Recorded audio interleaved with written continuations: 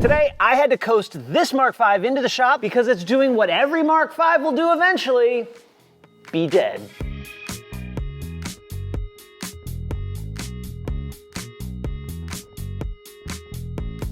Not only does this Mark V GTI have the absolute worst engine that Volkswagen has ever made, the interior is completely disgusting. Someone tried and failed to steal the catalytic converter, and the engine is completely dead. This is a 2009 Mark V GTI with about 154,000 miles on it. I found this car on Facebook Marketplace for $1,200. The previous owner said that it had broken timing chains, and while I've never seen one of these actually break the timing chains, failed timing chains are just one of the many, many reasons that this is the worst engine that Volkswagen has had. And of course, it's really great because they put this engine in a ton of cars. The GTI, the Passat, the Tiguan, a bunch of Audis, Skoda, Seats around the world. This thing is in a whole bunch of cars, which sucks for you if you own one, but as someone that gets paid to fix these things, it's pretty great.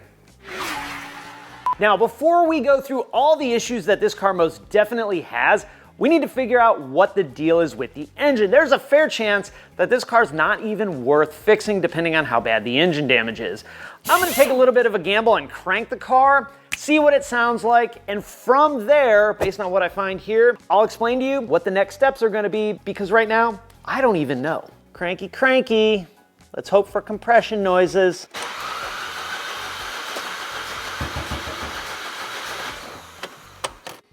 That's what an engine with no compression sounds like, or I should say minimal compression. Let's hear it again.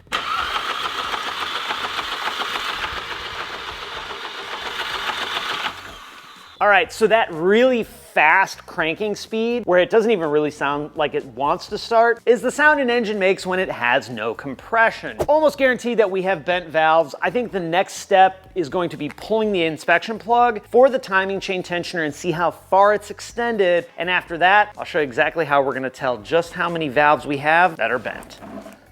Mark V's. On our lower timing cover, there is an inspection hole. When we remove the plug, we can see our timing chain tensioner. Oh, it's the old style tensioner.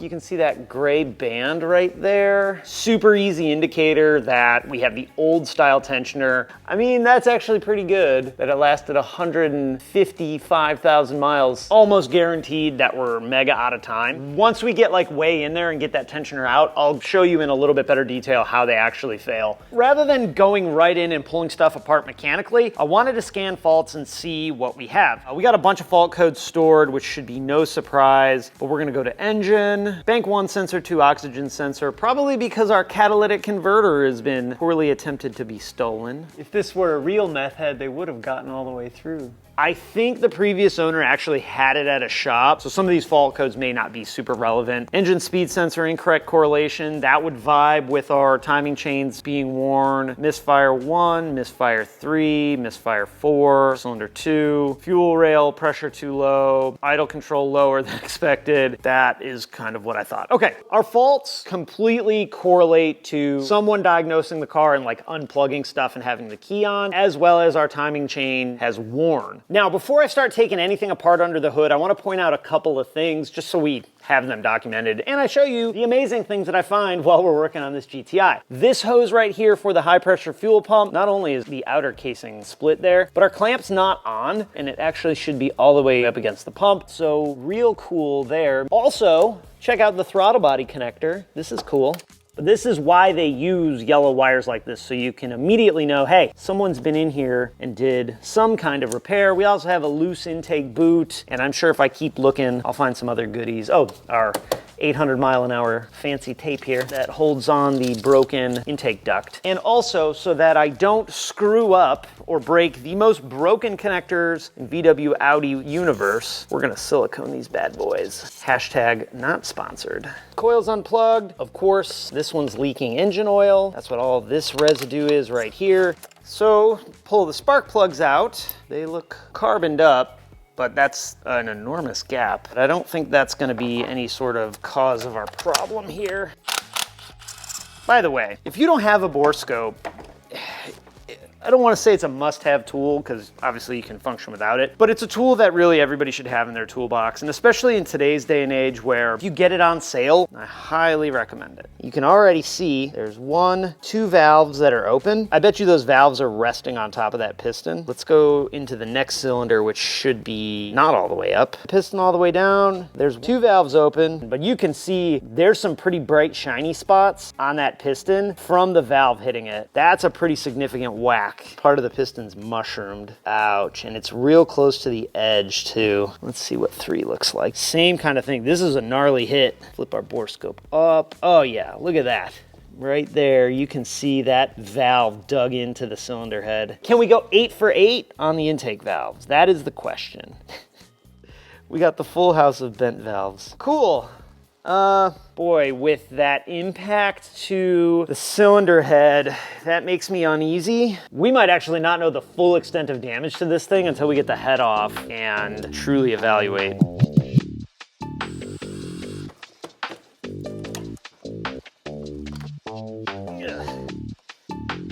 Service champ? What even is that? Okay.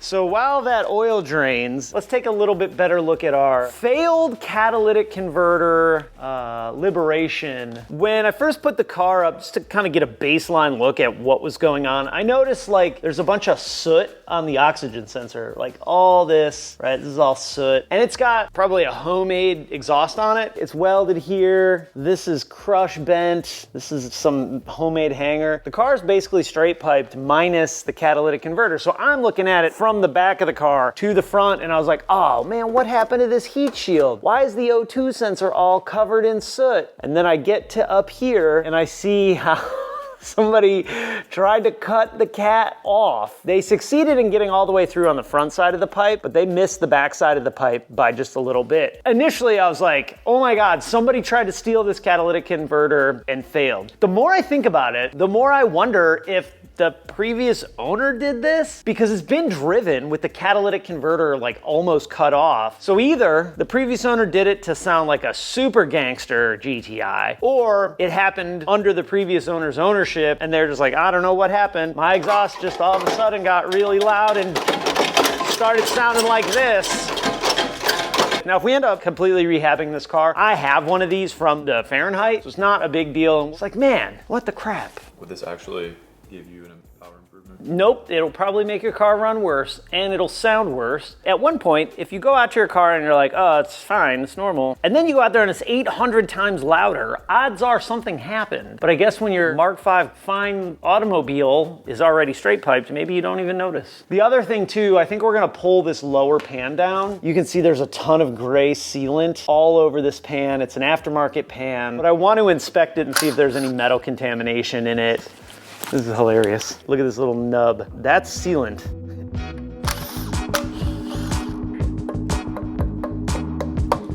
There we go.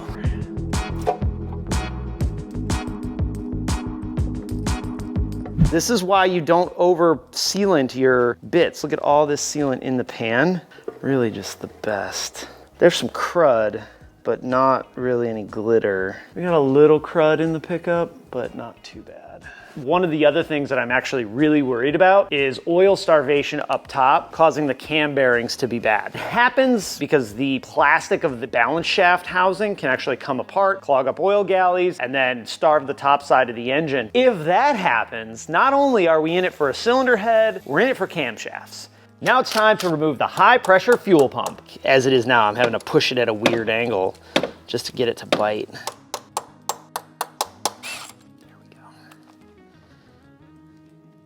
Ugh. These are not the ones that are good about popping through, so my next step is going to be pulling off the cam bridge or the valve cover so that we can inspect the cam journals and make sure there's no damage there. All right, so what I'm looking for is damage to where the camshafts ride, and everything looks pretty good. You'd notice right away it'd be all nasty and crusty. Same thing on the cam and same thing on the cylinder head. So I guess that's a small ray of hope. Our next step is gonna be to get this manifold out of the way. There we go. I'm pretty confident this is the old style intake manifold. It's actually pretty decent. What happens with these, one, either this vacuum diaphragm can fail, the sensor can fail, or the flaps get all gummed up and prevents the flaps from opening all the way. So add another tick to the box of why this is the worst engine Volkswagen's ever made. Looks like at some point somebody probably cleaned the intake manifold runners because these aren't really that dirty for 150K. If we look from cylinder 4 all the way to cylinder 1, all of our intake valves are open. And actually, right as of now, without our cam bolted down, they should all be closed. I'm actually kind of surprised that the intake manifold and the intake runners weren't all carboned up, but it kind of also doesn't really mean anything because we have a bunch of bent intake valves. And in 2 words, I've accurately described Volkswagen ownership as a whole: more money.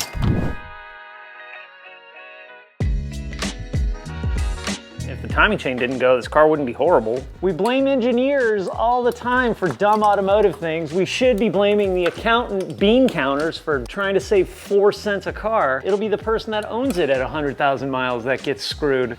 Who cares about them? When we were coming off the BPYs, which were straight trash in comparison, then these dropped, we're like, oh, these are great. And then they weren't great, and they were epically not great. I like to complain about it, but this is the epitome of gravy training. I'm gonna take the oil line off, coolant line off, then we'll go back up top, and we'll know deep down in our heart what the right next step is.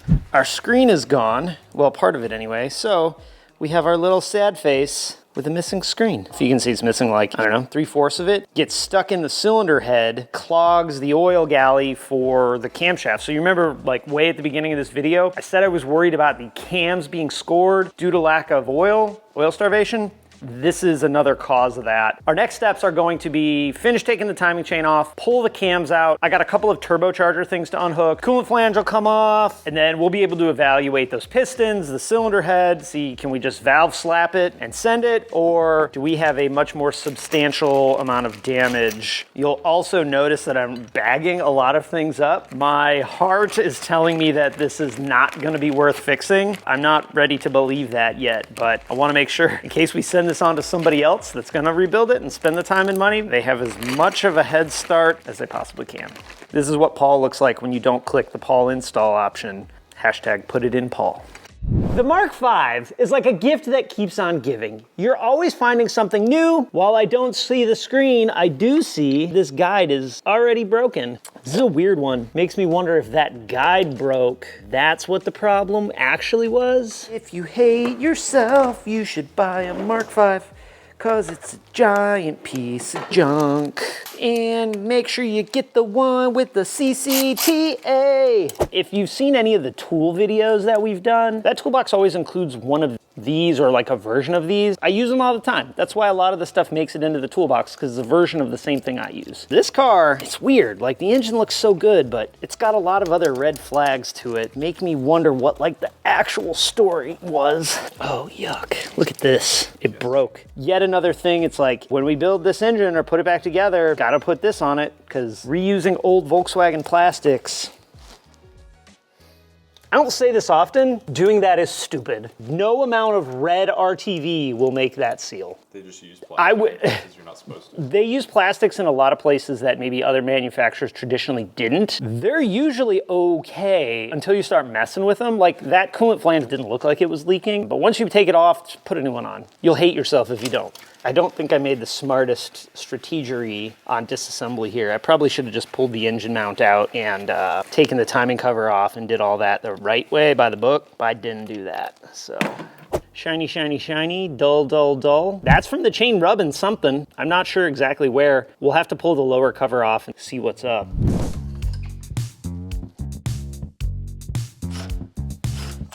So in this car, there's an access hole through the fender, basically, to get to one of the brackets that bolts to the engine, exactly like the one we drilled in the Golf, but I'm nowhere near where I need to be, so we gotta get the floor jack. That access hole is now way off of where the bolt is. I probably should have taken that back bolt out first. And now the engine's all shifted. You can see how like crooked it's sitting in the engine bay. Fat chance of luck to get it out that way. We are out. So this is the bracket, this is the bolt. that you should access through that hole. Now we can go down below, get our lower timing cover off, take a look at that tensioner. These don't generally have these marks on them from the factory, but then again, the crank bolt has it, so. Mark 5, doing Mark 5 things. Now, in all reality, we could probably just romp this thing with an impact and it really doesn't matter, but I don't want to cause more damage than we already got. Now, if we were at a place where we were gonna put all this back, my next step before I did anything would be to take this bolt, put the special tool donut on it, and I would thread it back into the gear to hold everything in place. And you'll see why in a minute. For what we got going on now, it doesn't really matter. We're already nuked anyway, but if you're doing this as like maintenance, you need this guy. My last little bit of struggling here, we got our cover. It actually did rub. This thing fought me like crazy. You don't really want to reuse these covers if you don't have to.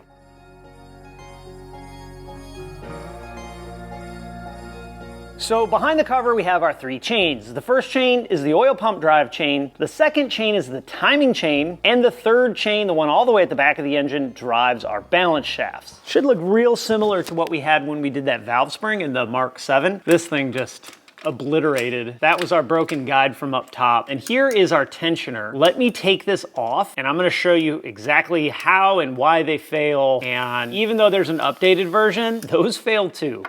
Here is our timing chain tensioner. So it holds tension on this guide, which keeps the timing chain tight. It's backed with oil pressure, and then there's a spring inside of it. And the reason these fail is because the little piece that prevents it from snapping all the way back is that. So you can see it's all marred and mangled. What we don't know is, did the tensioner fail first and cause the chain to slap around and bust that guide? Or did the guide fail first and then the chain tensioner couldn't overcome all that extra slack in the chain? We don't know. We never really know, and frankly it doesn't matter because it's boofed either way. The gear that drives all of the chains can also be a nightmare-fueled mess. And it is a place that I've seen messed up a ton of times. This is the front side, like facing the outside of the engine, where our pulley rides. And you'll notice all these little ridges in the pulley and all these little ridges in the gear. And right where my thumb is kind of a double tooth. If you don't line these up correctly in the exact right spot, but after a time, what ends up happening is the bolt will back out, this will slip, and then it slips back here too. So see, it mates the same way to the crankshaft as it does to the gear. And the only thing holding it in place is this tiny little flat spot. So when I said, as soon as I take that crank bolt out, I took the pulley off, put this donut on, and then bolt it back up, that's so that this doesn't slip. Because if this slips, you're gonna have the exact same problem we have right now. I think this is kind of a dumb design, so we can add this to the list of things that makes the CCta the worst. Here's something else fun. This car has a spacer in the diverter valve, and wouldn't you know, it's missing the top bolt. Probably not doing a whole lot of good here, so let's get this out of the way. Oh, cool. The whole thing just fell apart. Hey, is this the old style? I think this is the old style diverter valve. So these diverter valves, also another common failure point, this diaphragm ends up ripping. This one's probably not ripped because it wasn't actually doing anything while it was in there. And belongs right there on the floor. I tried to bet $1 that this thing destroyed the turbo because it was all cockeyed, and then never put a top bolt in it. That well where this thing was, it's probably okay, but it's definitely not right. I know where it belongs, in the trash.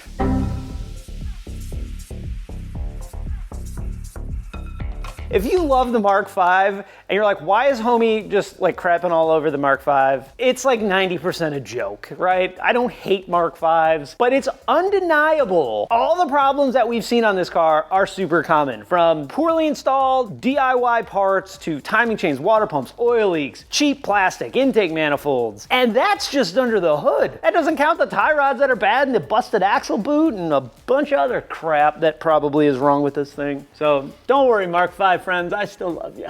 It feels like it's been a long journey to get that cylinder head off. And it is, because it's a lot of work, but we're close. Turbo is loose. I think I have all but the head bolts out of the head. We'll find the one I forgot here in a minute. And that really will finally show us the true breadth of like how bad the damage is on this thing. Hey, all right, here we go. Yeah. One cylinder head. 8 bent intake valves, and you can really see up here. I'll pull this valve out in a couple minutes, but you can really see here, this valve is just smashed into the cylinder head. That oil looks like it's been in there for 800 years. So if you were thinking, oh man, you could just valve slap this, that's why you can't. Ray just asked me what the heck is a valve slap. What I mean is just slamming new valves in it and sending it. You remember the white Jetta that Paul and I blew up a couple of times with nitrous? We just put valves in that one because it didn't smash into the cylinder head. This one, no shot. Now we evaluate the pistons. The reason the valves bend is because your piston goes up and down, your valve goes like this, but they're timed, right? So they kind of go like this. When the chain breaks, they go, well, it's more like, the valve impacts the piston. Now, there's these grooves right here. That is a recess made into the piston so that the valve can open further without hitting the piston, but these are real bad. I've definitely been able to salvage most of these timing jobs that I've done without messing with the pistons, but they're usually not impacted that bad. Usually it's like a little clean spot and that's all she wrote, but this one's pretty bad. The no BS truth, you probably could reuse these pistons. There are times where it's like, kissed it a little bit, send it. That's a bit more significant than kissed a little bit. Probably okay, doesn't get it done on a car that I'm likely gonna try and sell. I don't think putting on just valves is an option. Oh, let's pull that valve out and see if we can see how bad the damage is. Also, sometimes taking bent valves out is a nightmare, so this should be funny. All right, there's that. This is not the proper tool for this, friends. That is a bent valve. Bent hard. You can see right here where it completely mushed. It would definitely have to go to the machine shop. It would definitely have to get a valve job. We'd still have to do a decarb and clean all that stuff off. We'd still have to clean all the injectors and everything because they look super sad. I'm gonna look up some prices on a used engine, which if we do a used engine, we're gonna put chains on it and all that stuff. So that'll add a significant cost to a used engine. What do valves cost? What's the timing chain kit cost? What's the cylinder head cost? What do pistons cost? And we'll see if this sweet Mark V is worth saving or if it's off to the scrap man to do something else. $4,000. It's not everything I would do if we're gonna fix this thing, but just the cylinder head, head gasket, head bolts, and like a timing kit is almost $4,000. And that's not even with the Paul install option. I gotta pay more for that, I guess, on this. Car-part.com is like recyclers of engine parts. So it looks like Lifetime Audi has an engine. That is a CCta, it's probably out of an S3, $3,000. So the car that it came out of was wrecked, which is good. That means it didn't go to the junkyard because the engine's toast. I'd still probably put chains on it. I'd still probably put a water pump on it. Water pump assembly for TSI. Oh, geez. Of course, we need the more expensive one that's also out of stock. What's up that, Paul? I bet he bought them all for himself. So I can't have one. We're in this for probably about $4,000 to $6,000. I would need to get flywheel bolts because we would need to swap the DSG flywheel. That one was an automatic, like a standard automatic. Flex plate on there. What did we say it was worth earlier in the video? Like $4,500. All right, there's nothing to do now but make the call. If this were my personal car, I wanna fix it, I'd be making a phone call to Lifetime Audi, buying that $3,000 engine from the Q3. If this were a client car, I would probably try and talk them out of fixing it all together, because remember, we don't know anything else about the car. We still gotta put a downpipe on it. We don't know what the transmission is doing. What other maintenance, right? We noticed the tie rod boots were split. There's a CV boot that's split. Not a big deal on its own, but when we pile it on, that's a lot to fix. I think we part ways with it. Yep. There's too many unknown variables. If I knew this car ran and drove perfectly before the timing chain broke, whole different ballgame. But the fact that someone drove around with a catalytic converter cut for how many miles? No idea. Is red flag big time for other problems. So it kind of breaks my heart, but I don't think this one's worth saving. The CCta has struck again in another car that otherwise is pretty decent.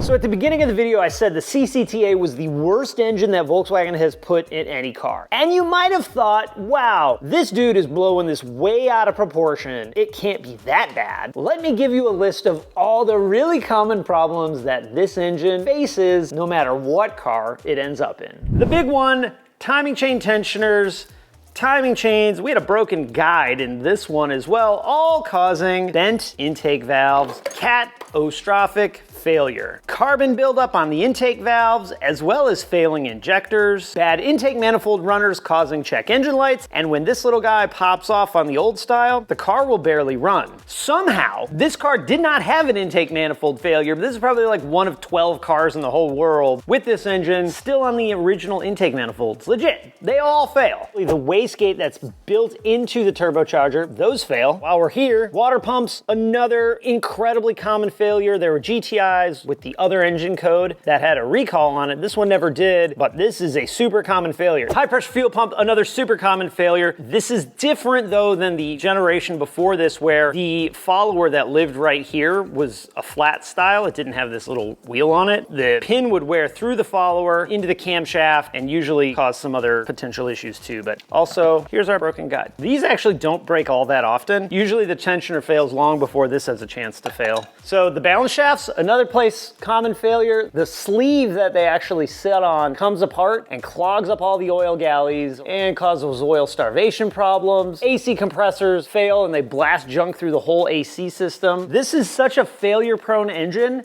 that whoever tried to steal the catalytic converter, they failed too. All right, I think it's pretty safe to say that this CCta is bad. Thankfully, with the newer generation EA888s, they did get much, much better. So I gotta know, if you were in my shoes, what would you do? Would you spend $3 grand on a new engine plus all the other stuff that you're gonna have to do to get this thing right? Or would you cut bait and move on to something a little more fun, like a turbo R32 rebuild? For me, I think it's time to cut bait and get this thing out of here.